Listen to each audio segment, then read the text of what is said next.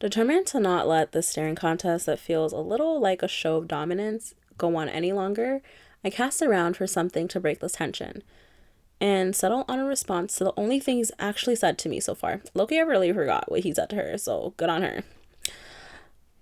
Who's got a nasty bite? He reaches past me and picks up the piece I dropped, holds the queen for me to see. She's really not very nice. I stare at him. She's a chess piece. His ascending eyes gleam back. Your point? My point is, she's a chess piece. She's made of marble.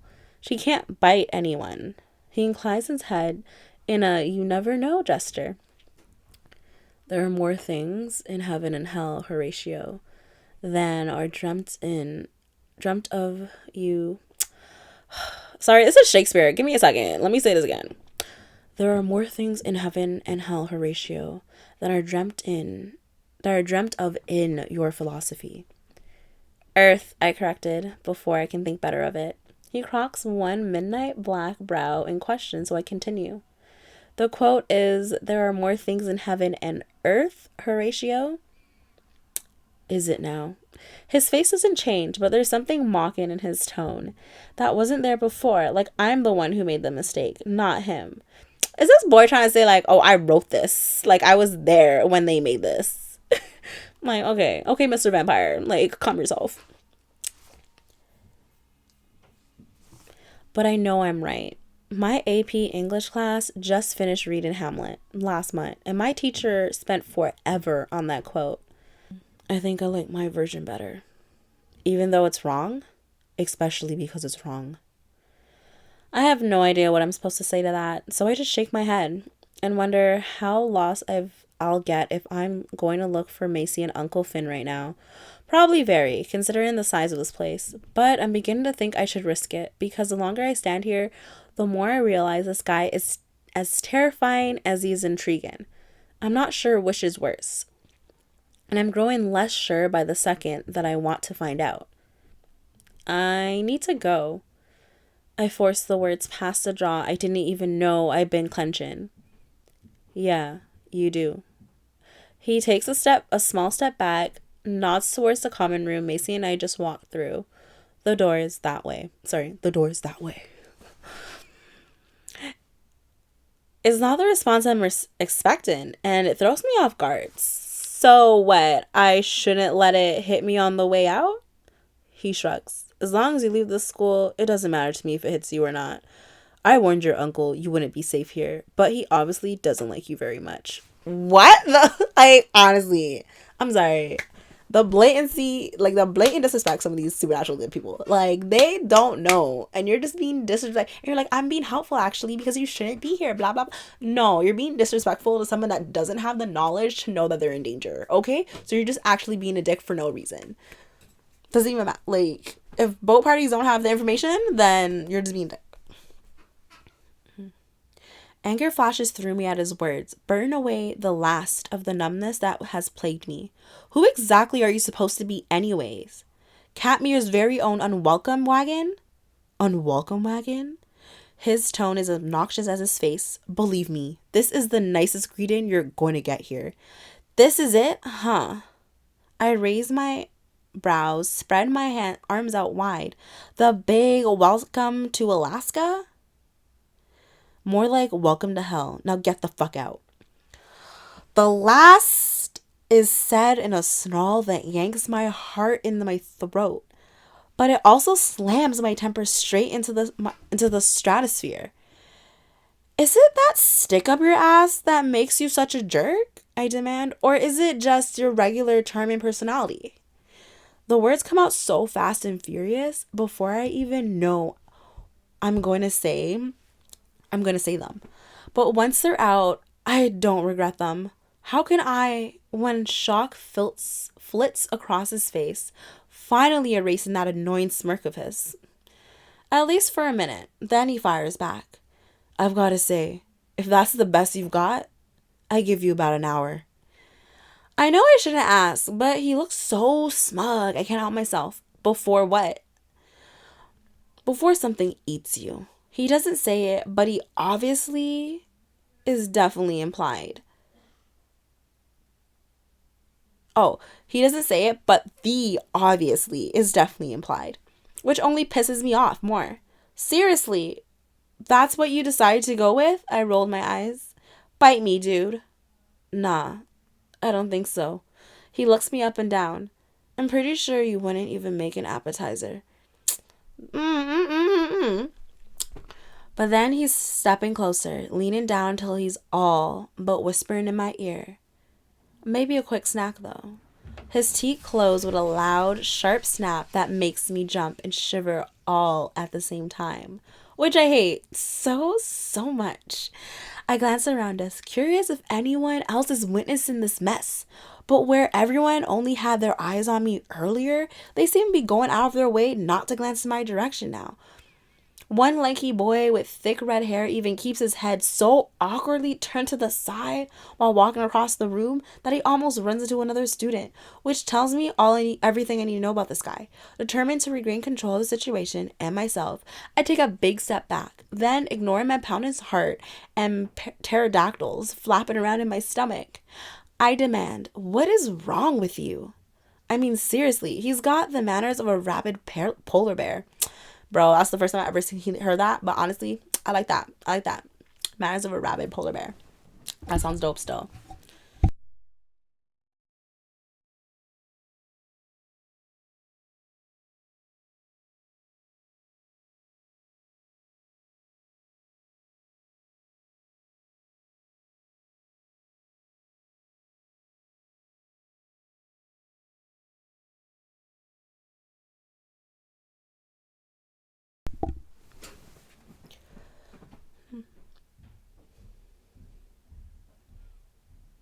Got a century or three? His smirk is back.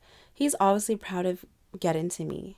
And for a moment, just a moment, I think about how satisfying it would be to punch him right in the center of that annoying mouth of his. You know what? You really don't have to be such a. Don't tell me what I have to be. Not when you don't have a clue what you've wandered into. Oh no, I do a mock afraid face.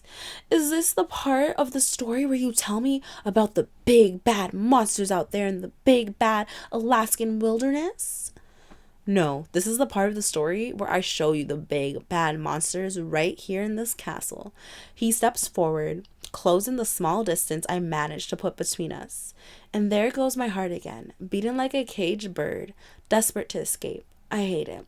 I hate that he's bested me, and I hate that being this close to him makes me feel a bunch of things I shouldn't for a guy who's just been a total jerk to me. I hate even more that the look in his eyes says he knows exactly how I'm feeling. The fact that I'm reacting so strongly to him when all he seems to feel for me is contempt is humiliating. So I take one trembling step back, then I take another and another, but he follows suit, moving one step forward for every step I take backwards, until I'm caught between him and the chess table, pressed into the back of my thighs, into the back of my thighs. And even though there's nowhere to go, even though I'm stuck right here in front of him, he leans closer still, gets closer still, until I can feel his warm breath on my cheek and the brush of his silky black hair against my skin. What the? With little breath I've managed to recover catches in my throat.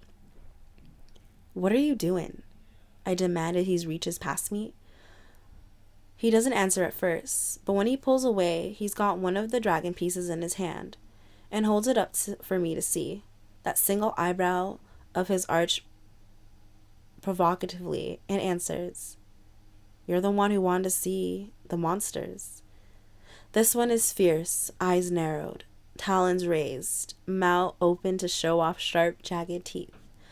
But it's still just a chess piece. I'm not afraid of a 3-inch dragon. Well, you should be.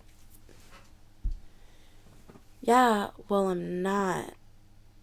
The words come more strangled than I intend. Because he may have taken a step back, but he's still standing too close. So close that I can feel his breath on my cheek and the warmth radiating from his body. So close that one deep breath will end with my chest pressing against his. The thought sets off a whole new kaleidoscope of butterflies deep inside me.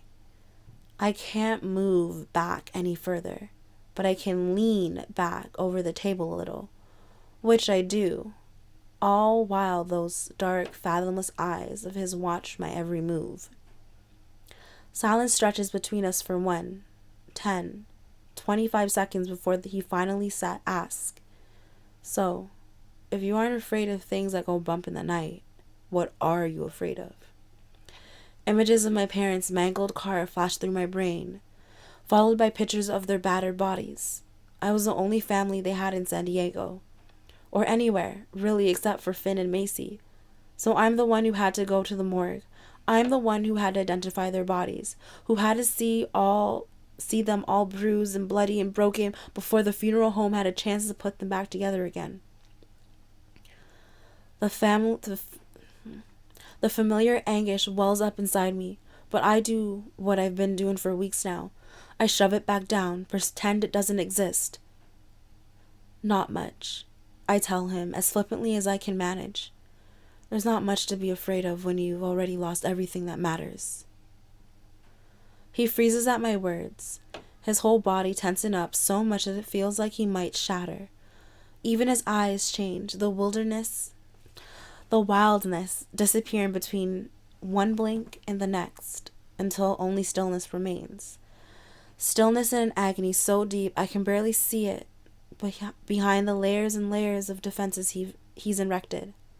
But I can see it. More, I can feel it calling to my own pain. It's an awful and awe-inspiring feeling all at the same time. So awful I can barely stand it. So awe-inspiring that I can't stop it. So I don't, and neither does he. Instead, we stand there, frozen, devastated, connected in a way I can feel, but can't comprehend, by our very separate horrors. I don't know how long we stay like that, staring into each other's eyes, acknowledging each other's pain because we can't acknowledge our own. Long enough for the animosity to drain right out of me. Long enough for me to see the silver flakes of midnight in his eyes, distant stars shining through the darkness he makes no attempt to hide. More than long enough for me to get my rampaging heart under control, at least until he reaches out and gently takes hold of one of my million curls. And just that easily, I forget how to breathe again. Heat slams through me as he slams... Oh, sorry, bro. I was like, whew, I was reading something else in my head top. Okay. Heat slams through me as he stretches out the curl, warming me up for the first time since I opened the door of Philip's plane in Healy. It's confusing and overwhelming, and I don't have a clue what to do about it.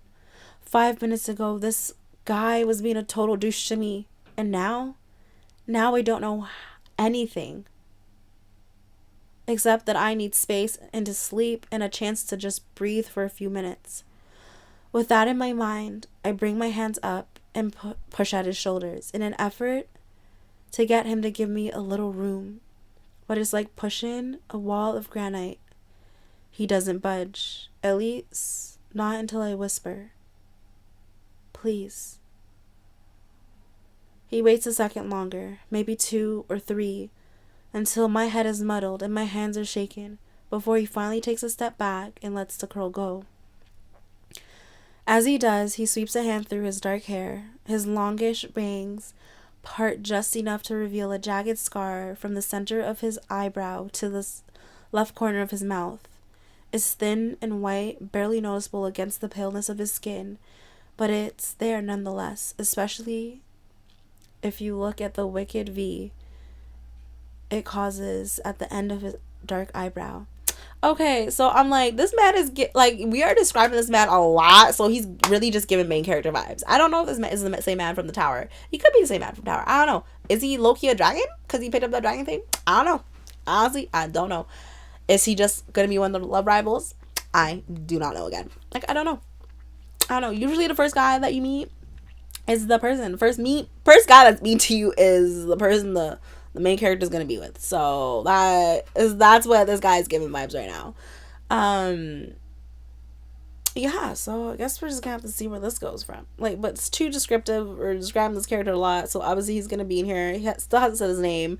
I know Macy's gonna have to roll up soon, and she's got to say who he is. Honestly, if I was a student, girl, I and guy, whoever there is, guy out there, I would. If I was a student here, I would be like, see how that redheaded boy was out here looking away, not trying to like be a part of it. Girl, I would have had my popcorn. I would have been watching the shiz out of this. I'm like, damn, look at them. Gonna have a whole new little love story. Look at that. You know, like I would have been. My eyes would have been feasting on the scene. Okay. It should make him less attractive. Should do something, anything to negate the incredible power of his looks. But somehow the scar only empathizes the danger, turning him from just another pretty boy with angelic looks into someone a million times more compelling.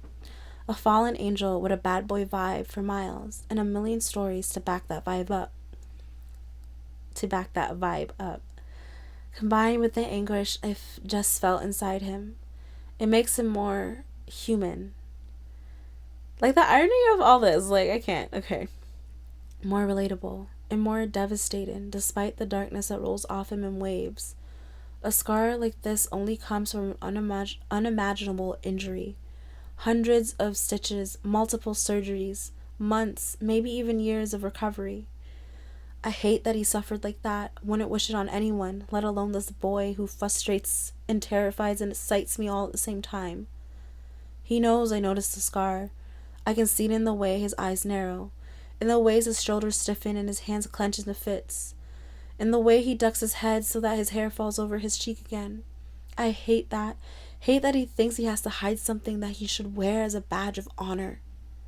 It takes a lot of strength to get through something like this, a lot of strength to come out on the other side of it, and he should be proud of that strength, not ashamed of the mark it's left. I reach out before I make a conscious decision to do so, cup his scarred cheek in my hand. His dark eyes blaze, and I think he's going to shove me away, but in the end he doesn't. He just stands there and lets me stroke my thumb back and forth across his cheek, across his scar for several long moments. I'm sorry, I whisper, when I can finally get my voice past the painful lump of sympathy in my throat. This must have hurt horribly. He doesn't answer. Instead, he closes his eyes, sinks into my palm, takes one long shuddering breath. Then he's pulling back, stepping away, putting real distance between us for the first time since he snuck up behind me, which suddenly feels like a lifetime ago. I don't understand you, he tells me suddenly, his black magic voice so quiet that I have to strain to hear him. There are more things in heaven and hell, Horatio, than are dreamt of in your philosophy, I answer, deliberately using his earlier misquote.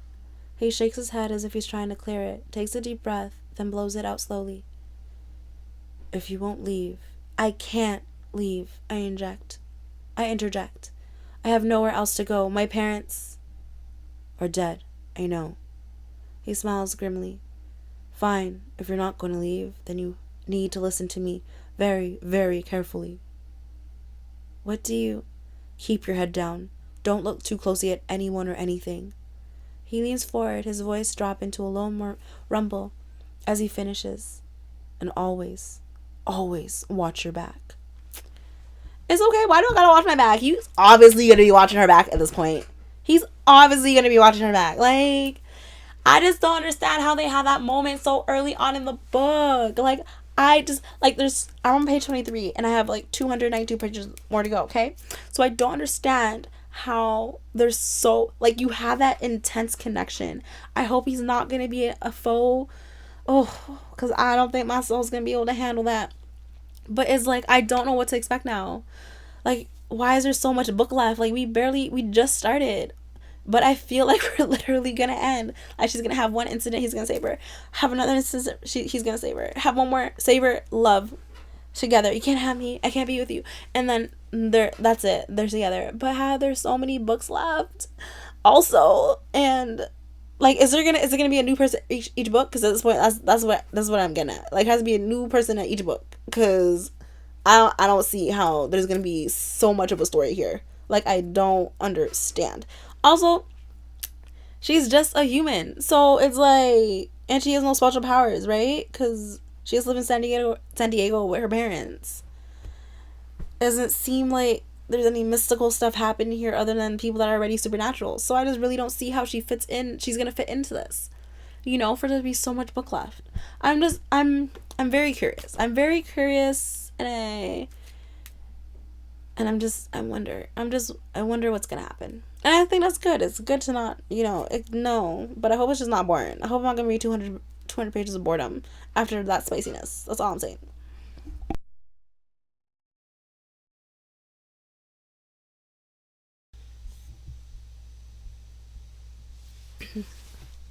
Chapter 4, Shining Armor, is so last century. Grace! My Uncle Finn's voice booms down the hallway, and I turn towards him instinctively. I smile and give him a little wave, even though there's a part of me that feels frozen in place after being on the receiving end of what sounds an awful like a warning. I turn back to confront Mr. Tall, dark and surly, to figure out exactly what it is he thinks I need to be afraid of, but he's gone. I glance around to figure out where he went, but before I can spot him, Uncle Finn is wrapping me in a huge bear hug and lifting me off my feet. I hang on for dear life, letting the comfort and scent of him, the same woodsy scent my dad used to have, wash over me. I'm so sorry I couldn't meet you at the airport. A couple of kids got hurt and I had to take care of some things here. Don't worry about it. Are they okay? They're fine. He shakes his head. Just a couple of idiots being idiots. You know how boys are.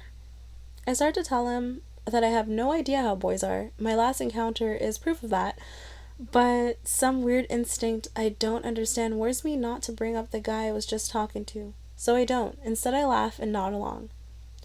Enough about the duties of a headmaster, he says, pulling me in for another quicker hug before leaning back to study my face. How was your trip? And more importantly, how are you? It was long, I tell him, but it was fine. And I'm okay. The phrase of the day. Pretty sure okay is a bit of an overstatement, he signs. I can only imagine how hard the last few weeks have been for you. I wish I could have stayed longer after the funeral. It's fine. The state company you called took care of almost everything. And Heather and her mom took care of the rest, I swear. It's obvious that he wants to say more, but just as obvious that he doesn't want to get into anything too deep in the middle of the hallway. So in the end, he just nods and says, Okay then. I'll leave you to settle in with Macy, but come see me tomorrow morning and we'll talk about your schedule. Plus, I'll introduce you to our counselor, Dr. Wayne Wright. I think you'll like her. Dr. Wayne Wright, the school counselor, who is also a therapist according to Heather's mom. And not just any therapist, my therapist. Apparently since she and my uncle both think I need one. I would argue, but since I've had to work really hard not to cry in the shower every morning for the last month, I figure they might be onto something. Okay, sure. Are you hungry? I'll have dinner set up, since you've missed it. And there's something we really need to discuss. He narrows his eyes at me, looks me over. Although, how are you doing with the altitude? I'm okay. Not great, but okay. Yeah, he looks me up and down, his harumphs sympathetically before turning to Macy. Make sure she takes a couple of Advil when she gets to your room. And she drinks plenty of water. I'll send up some soup and ginger ale. Let's keep things light tonight. See how we're doing in the morning. Light sounds perfect, since even the thought of eating right now makes me want to throw up. Okay, sure. I'm glad you're here, Grace, and I promise things will get easier. I nod, because what else am I gonna do? I'm not glad I'm here. Alaska feels like the moon right now, but I'm all for the things getting easier. I just want to go one day without feeling like shit. I was hoping tomorrow would be it, but since I met Tall, Dark, and Surly, all I can think about is the way he looked when he told me to leave Katmere. And the way he glowered when I refused. So probably not. Figuring we're done here, I reach for the handle of one of my suitcases, but my uncle says, "Don't worry about those. I'll get one of the guys to..." He breaks off and calls down the hall. "Hey, Flint, come here. Give me a hand, will you?" Macy makes a sound halfway between a groan and a death rattle as her father starts down the corridor, presumably trying to catch up with this Flint person. "Come on, let's go before Dad chases him down." She grabs two of my suitcases and practically runs for the stairs. "What's wrong with Flint?" I ask as I grab my last remaining suitcase and try to keep up with her. "Nothing. He's great, amazing, awesome, super hot. He doesn't need to see us like this." I can see how she would think he doesn't need to see me like this, since I'm pretty sure I look half dead, but you look great. No. No, I don't. Now, come on, let's get out of... "Hey, Mace, don't worry about those suitcases. I'll get them for you." A deep voice booms from several steps below us, and I turn around just in time to see a guy in ripped jeans and a white t-shirt charging towards me. He's tall, like nearly as tall, dark, and surly, and just as muscular. And that's where the resemblance ends, because everywhere that other guy was dark and cold, this one is light and fire. Oh, he cute. Okay. Oh, sorry. Okay, I got this. Bright ember eyes that seem to burn from within, warm brown skin, black afro that looks amazing on him. And perhaps most interesting of all, there's a smile in his eyes that is as different from the other guy's iciness as the stars just outside the windows are from the endless midnight blue of the sky. "We've got them," Macy says, but he ignores her, bounding up the stairs, 3 at a time. He stops next to me first, gently eases the handle of my suitcase from the near-death grip I've got on it. "Hey there, new girl. How are you?" "I'm okay, just..." "She's sick, Flint," my uncle calls from below. The altitude is getting to her." "Oh, right." His eyes blaze with sympathy. "That sucks." "A little bit, yeah." "Well, come on then, new girl. Climb on my back. I'll give you a ride up the stairs."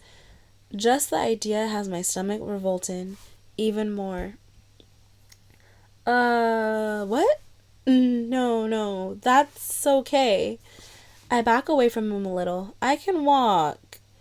"Come on." He bends his knees to make it easier for me to grab onto his super broad shoulders.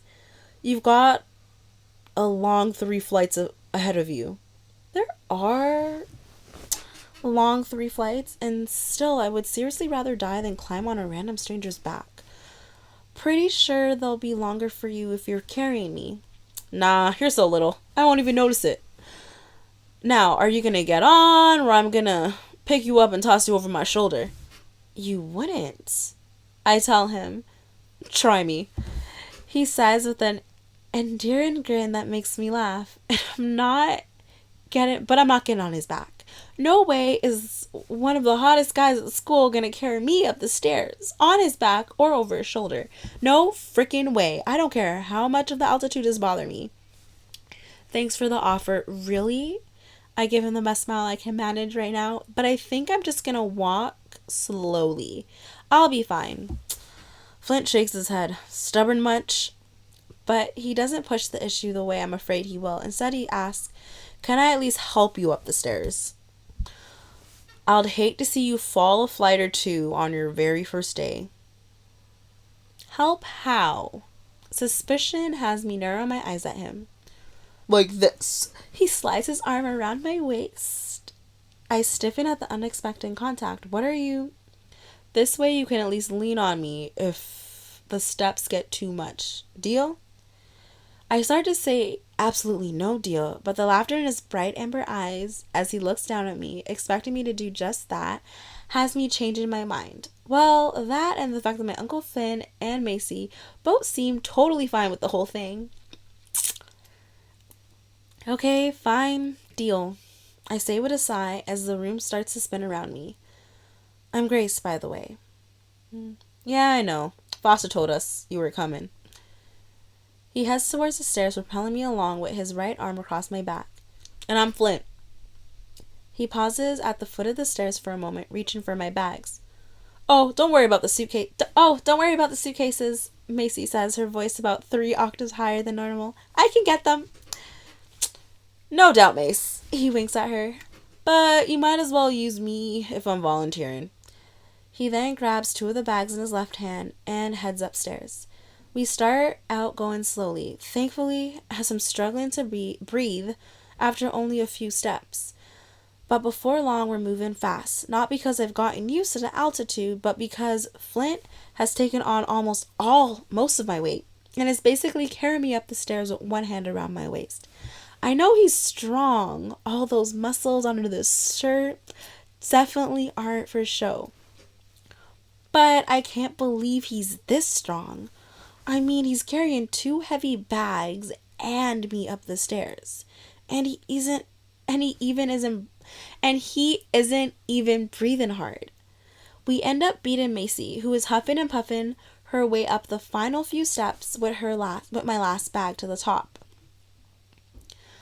You can let me down now, I tell him as I start to squirm away, since you pretty much carried me anyway. Just trying to help, he says with a wiggle of his eyebrows that has me laughing despite my embarrassment. He lets me down and I expect him to pull away when my feet are finally back on the ground. Instead, he keeps his arm around my waist and moves me across the landing.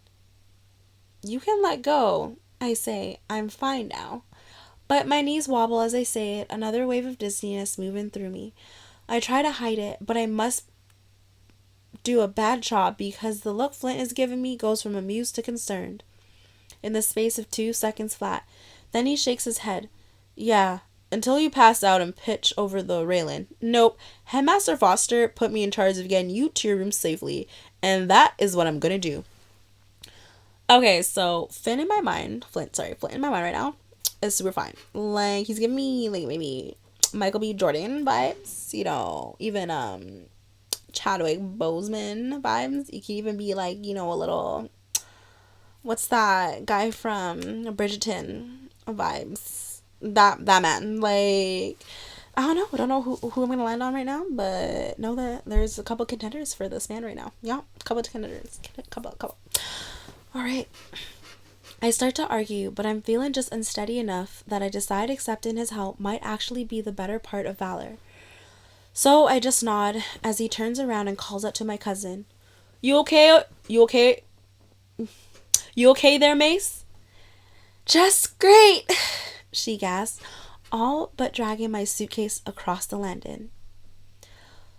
Told you I could have taken it, Flint says to her. It's not the weight of the suitcase, she snipes back. It's how fast I had to carry it. I've got longer legs, he glances around. So, which hallway am I taking her to? We're in the north wing, Macy says, pointing to the hallway directly to her left. Follow me. Despite all her huffing and puffing, she takes off at a near run. With Flint, oh my god, is she also a supernatural? Does that mean her dad was... Are we gonna have her being some semi-supernatural person that she never knew she was? Okay. I guess I can go with that. You know what? I can go with that. All right. With Finn and me hot on her heels, as we run across the landing, I can't help but be grateful for the support and arm he's lended me. I've always thought I was in pretty good shape, but life in Alaska obviously takes fit to a whole new level. There are 4 sets of double doors surrounding the landing, all heavy, carved wood, and Macy stops at the set marked north. But before she can reach the handle, the door flies open so fast that she can barely manages to jump back before it hits her. Hey, what was that about? She breaks off when 4 guys walk through the door like she's not even there. Okay, I already see what's happening, but she's about to say that they're all sexy again. And I was like, you cannot keep describing all the same body types, just changes the skin color at this point. That's what's happening. That's what this book is giving me, and I need, like, when you have these multiple, like, people, you gotta give me shapes, you gotta give me sizes, you gotta give me thickness, like, levels, you know? Like, you gotta be like, oh, they're all sexy. Like, I need more. I need more. You need to get more. Because you're not doing it right now. Like, Loki just annoys me. Oh my god, they're so sexy. Oh my god, they're so sexy. Oh, yeah. So does that mean the last person that you saw was not sexy? Like, I need to know. Okay, anyways. All four are dark and brooding and sexy AF. But I've only got eyes for one of them. The one from downstairs. He doesn't have eyes for me, though. Instead, he walks right by, face blank, and gaze glacier cold, like I'm not even here. Like he doesn't even see me, even though he has to skirt me to get by. Like he didn't just spend 15 minutes talking to me earlier. Except as he passes, his shoulder brushes against the side of my arm. Even after everything we said to each other, heat sizzles through me at the contact, and though logic tells me not to touch, that the touch was accidental, I can't shake. Ugh, let me start over. Even after everything we said to each other, heat sizzles through me at the contact, and though logic tells me that the touch was accidental, I can't shake the idea that he did it on purpose, any more than I can stop myself from turning to watch him walk away.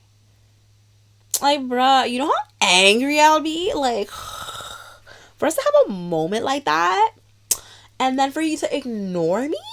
Ooh. Ooh, ooh, ooh, ooh. I think, like, when you get to your room, it's flooded. That's what's gonna happen. You're gonna be like, oh my god, why is my room flooded? Why is everything, like, why are all my clothes on fire? That is what you would cause. That is what you would cause if you did this to me. Yes. I would go crazy. No. Not gonna have that moment me downstairs and then pretend that this ain't shit. You're so lucky you accidentally touched my arm to make me know that you noticed me, and I can live with that little fact that that's why that it was an accident. The little fact that it was an accident. That's the only reason your room's not gonna be flooded. The only reason. Okay. Just because I'm angry, I assure myself. Just because I want the chance to tell him off for having disappeared like that. Macy doesn't say anything to him or the other guys, and neither does Flint. Instead, they wait for them to be out of the way and then head down the hallway like nothing happened. Like we didn't just get blatantly snubbed. Flint tightens his warm arm around my waist, and I can't help but wonder why the guy with ice in his vein makes my skin tingle, and the one literally lending me his warmth leaves me cold. Looks like my messed up life is totally messing with my brain as well. I want to ask who they are. I want to ask who he is. So finally I have a name to go with his insane body and even more insane face. But now doesn't feel like the time. So I keep my mouth shut and concentrate on looking around instead of obsessing over some guy I don't even like. The north hallway is lined with heavy wooden doors on both sides, most with some kind of decoration hanging on them. Dried roses in the shape of an X on one, what looks to be an elaborate set of wind chimes on another, and a ton of bat stickers all over a third. I can't decide if the person living there has dreams of being a chiropterologist or if they are simply a fan of Batman. Either way, I'm absurdly fascinated by all the decorations, especially the wind chimes, as I can't imagine there's much wind in an indoor hallway, and not at all surprised when Macy stops at the most elaborate and adorned door of them all. A garland of fresh flowers winds its way around the doorframe, and lines of threaded, multicolored crystals fall from the top of the door to the bottom in a fancy kind of beaded curtain. Here we are, Macy says as she throws the door open with a flourish. Home, sweet home. Before I can take a step over the threshold, another hot guy dressed entirely in black passes by, and though he pays us no attention, and although he pays us no more attention than any of the others did at the north hallway door, the hair on the back of my neck stands up, because even though I'm sure I'm imagining things, it suddenly feels an awful lot like I'm being watched. Okay, yeah. The only issue I think I'm gonna have this with this book is that she's gonna be saying everyone is a cutie. That's it. That's it. That is, yeah. That's it. I don't think. Yeah. She's obviously smart. A little AP English. Took AP English too. It's not that smart, but yeah. So I think that's the only problem. Finn seems like a cool guy. You know. Um. Obviously, Macy likes him, so he's off limits. So I guess it doesn't really matter what I see him as, because it's not going to be he's not going to be in a romance with her, with the main character, so, you know, it's whatever. But yeah.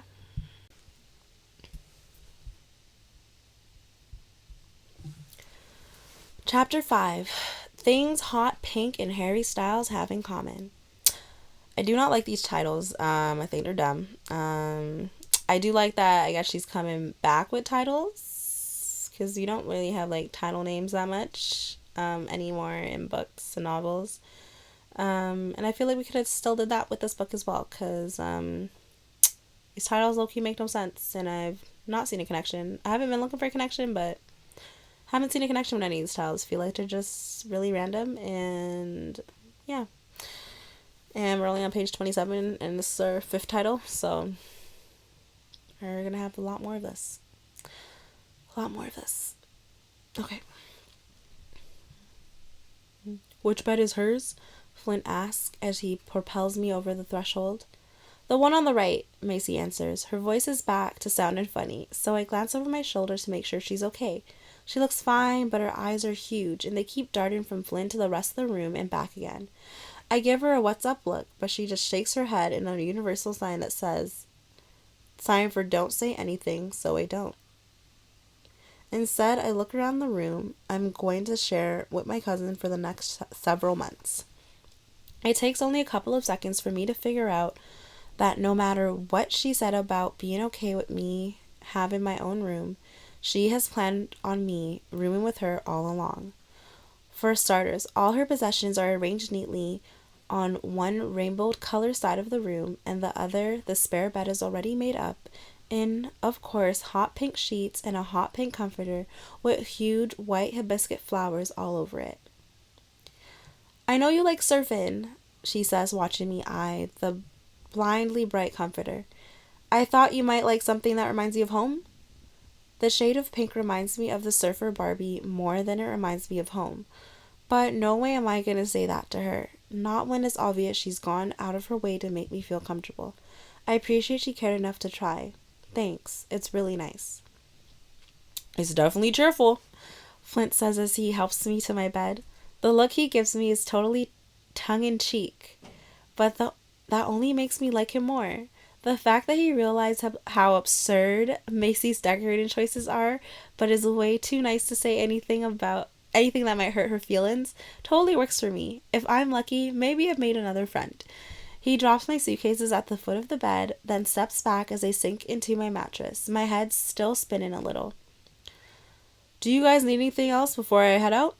Flint asks after we are completely disentangled. I'm good, I tell him. Thanks for the help. Anytime, new girl. He flashes me a 10,000 kilowatt smile. Anytime. I'm pretty sure Macy whimpers a little at the sight of that grin, but she doesn't say anything. Just kind of walks to the door and smiles weakly as she waits for him to leave, which he does with a little wave to me and a fist bump for her on his way out. The second the door is closed and locked behind him, I say, You've got a crush on Flint. I don't, she answers, looking wildly at the door like he can hear us through the thick wood. Oh yeah? Then what was all that about? All what? Her voice is about 3 octaves too high. You know.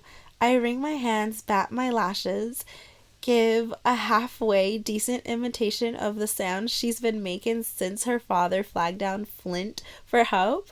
I don't sound like that. You totally sound like that, I tell her. But I don't get it. If you like him, why don't you try to talk to him more? I mean, it's like a perfect opportunity. I don't like him. Like him? I don't, she insists with a laugh when I give her a look.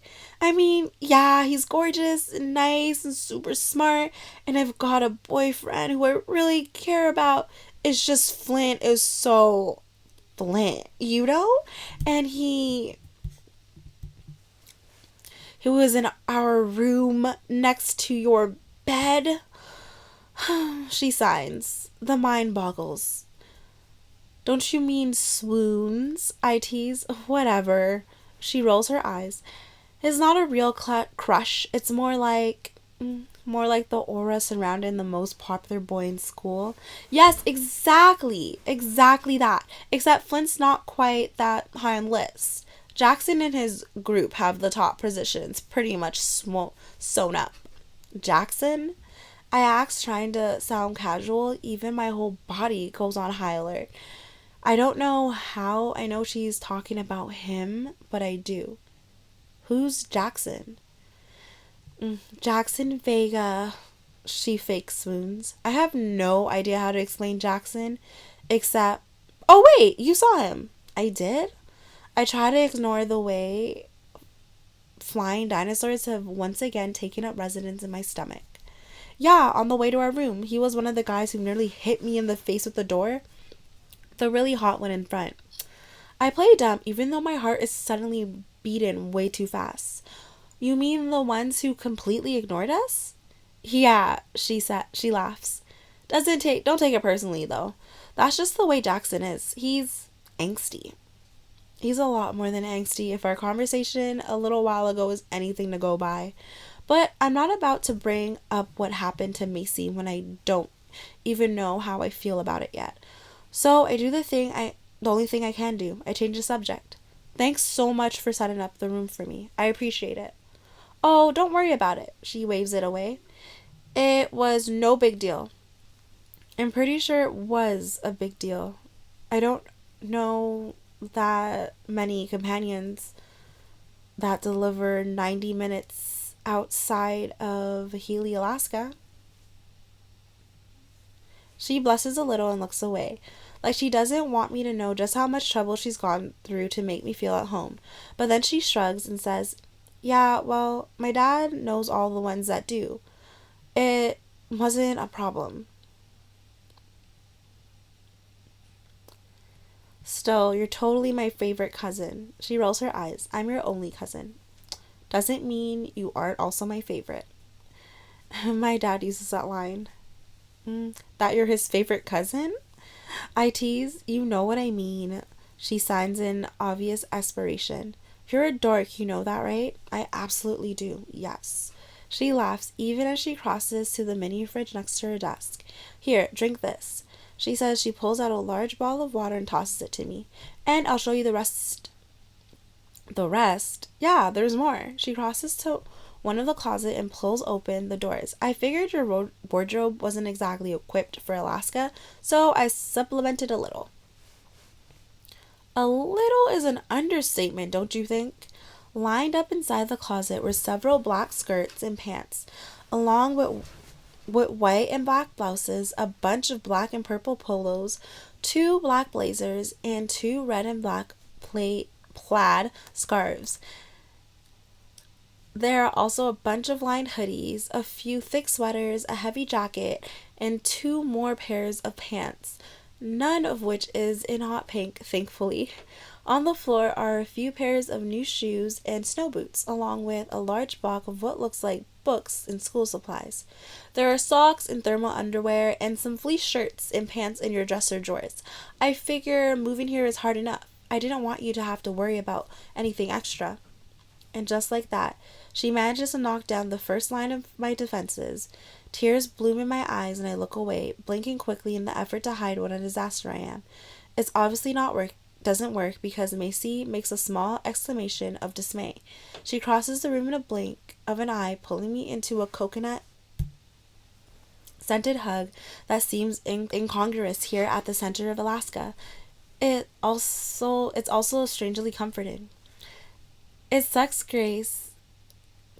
The whole thing just totally sucks, and I wish I could make it better. I wish I could just wave a wand and put everything back the way it used to be. I nod because there's a lump in my throat and because there's nothing else to say except that I wish for that too. I wish that the last words my parents and I spoke weren't hurled at each other in a fight that seems so stupid now. I wish that my dad hadn't lost control of the car 2 hours later and driven himself and my mom off a cliff, plunging hundreds of feet into the ocean. Most of all, I wish that I could smell my mother's perfume or hear the deep rumble of my father's voice just one more time. I let Macy hug me as long as I can stand it, which is only about 5 seconds or so, and then I pull away. I've never particularly liked being touched, and it's only gotten worse since my parents died. Thanks for... I just the bed in the closet. All of this. Of course, and I want you to know, if you ever need to talk or whatever, I'm here. I know it's not the same because my mom left. She didn't die. She swallows hard, takes a deep breath before continuing. But I know what it's like to feel alone, and I'm a good listener. It's the first time she's actually used the word die. It's the first time she's actually acknowledged what happened to my parents by name. The fact that she has makes it so much easier to say thank you and mean it, even as I remember that Jackson didn't shy away from it either. He might have been a jackass all the way around, but he called my parents' death what it was, and didn't treat me like I was going to shatter under the weight of one harsh word.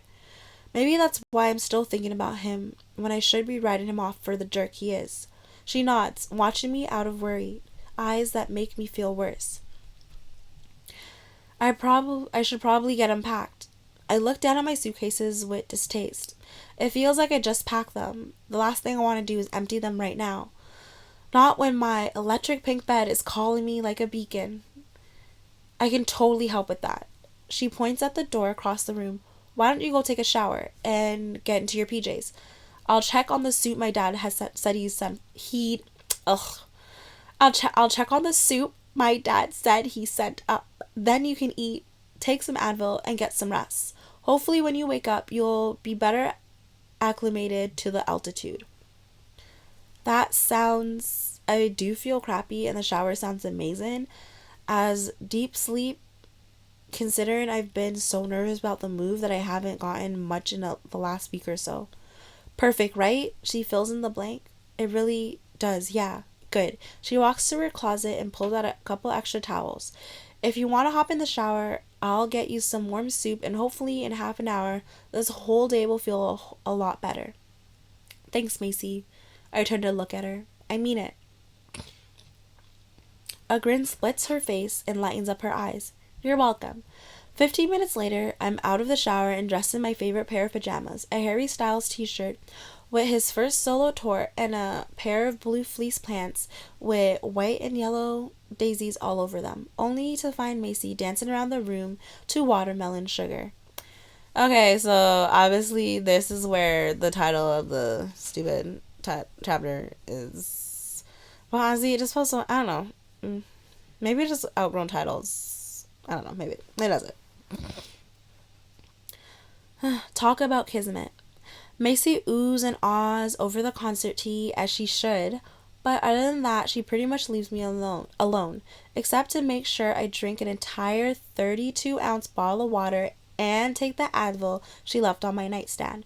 There's a bowl of chicken noodle soup on my nightstand too, but right now I don't have the energy to eat. Instead, I climb into bed and pull the hot pink covers over my head. The last thing I think about before drifting off to sleep is that despite everything tonight is the first time I've taken a shower without struggling not to cry since my parents died.